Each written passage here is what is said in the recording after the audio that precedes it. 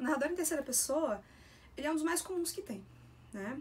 Então é muito fácil encontrar ele de uma maneira bem aleatória. Eu posso pegar aqui vários livros e encontrar isso. Por exemplo, eu posso pegar esse aqui, ó. Incidente em Antares, do Érico Veríssimo. Aqui, abrindo em qualquer lugar, eu vou ter a presença desse narrador organizando a narrativa. Vou deixar em qualquer lugar. Aí, perfeito. Em Porto Alegre, numa tarde de maio do ano de 1964, Martim, Francisco e Xisto saíram juntos do edifício da universidade em uma de cujas salas se havia reunido toda a equipe que trabalhara na anatomia, para que cada um apresentasse a sua crítica ao produto acabado. Dirigiram-se ambos para o parque, nesse tipo de passo lento e descompromissado de quem não tem hora marcada para nada nem destino certo, e que, fatalmente, acaba levando a confidências. Havia alguns dias, Xisto Vacariano submetera à apreciação de seu mestre um ensaio de sua autoria intitulado A Hora do Tecnocrata. Então aqui tem um narrador que está olhando de fora a situação, contando sobre essa conversa que o tal do Xisto Vacariano teve com o Martim Francisco. Narrador de primeira pessoa é um narrador que a gente tem que prestar mais atenção. E é difícil não falar de narrador de primeira pessoa sem falar desse livro aqui, que é o Memórias Póstumas de Brás Cubas, do Machado de Assis. Esse livro é apenas genial em como o narrador se organiza. Afinal de contas, a gente tem aqui um narrador que narra a sua história depois de morto. Então, o narrador personagem morto, ele narra a sua história anterior.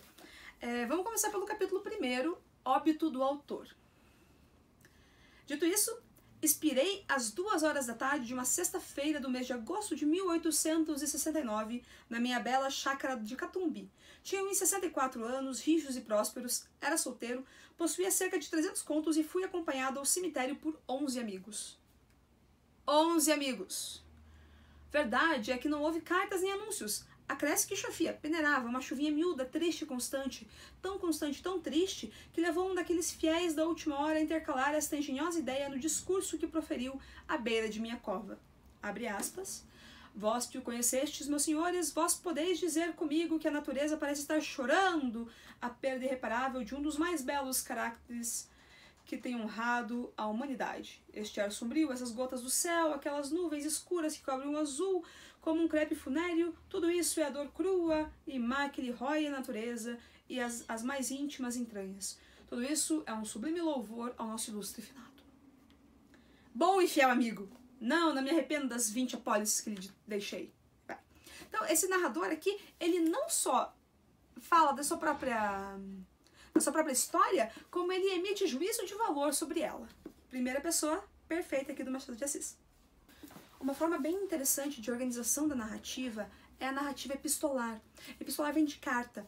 Então é uma narrativa que ela é feita a partir da sobreposição de cartas, ou de notícias de jornal, cartas e notícias de jornal e tudo mais. Um ótimo exemplo disso aqui é Drácula, do Bram Stoker, irlandês. E toda essa história do Drácula ela é feita a partir de diários de bordo, jornais, diários, cartas, todas elas são coladas como se fosse um scrapbook, basicamente, e lendo tudo isso em sequência cronológica, a gente conhece a história geral do Drácula, a partir de vários focos narrativos diferentes. Então aqui um trechinho para vocês perceberem, Diário de Bordo do Deméter, de Varna para Whitby. Escrito em 18 de julho, estão acontecendo coisas tão estranhas que passarei a anotar tudo minuciosamente, até chegarmos ao porto de destino. No dia 6 de julho, concluímos as operações de carga, areia fina e caixas colhendo terra. Içamos velas ao meio-dia, vento leste fresco, equipagem em 5 marinheiros, 2 imediatos, cozinheiro e eu, capitão. A 11 de julho, entramos no Bósforo. Recebemos a visita dos funcionários aduaneiros da Turquia, revista, tudo correto, retomamos viagem às 4 da tarde. Nesse caso, eu li um pedacinho do diário de bordo de um navio, mas além disso a gente vai ter cartas da Mina Murray, eu esqueci o nome dele. Chega, né? E narrador testemunha é aquele narrador que vê as coisas acontecendo, mas ele não conta a história dele, ele conta a história de outro personagem. Um exemplo clássico e famoso e perfeito nesse caso, não tem como não dizer, é o do Sir Arthur Conan Doyle. as histórias que envolvem o Sherlock Holmes e o Watson. Não é de conhecimento geral, mas o Watson é o cara que escreve as histórias, não é o Sherlock. Então, ele é o cara que vai contar as histórias que não são dele, mas das quais ele participa. Então, isso deixa ele como testemunha, né? Então, já começando aqui o primeiro, que é um estudo em vermelho, bem clássico, bem famoso e bem importante isso aqui, né? Quando a gente tem a apresentação do Sherlock Holmes. Olha lá o comecinho. Em 1878, graduei-me doutor em medicina pela Universidade de Londres e fui para Netley fazer o curso destinado aos cirurgiões do exército. Aí ele vai falar de toda a história dele antes disso, e depois ele vai dizer como ele conheceu o Sherlock Holmes. E aí eles foram dividir o aluguel. Então, né, lá no capítulo 2, encontramos-nos no dia seguinte, conforme combinado, e examinamos o apartamento 221B da Baker Street.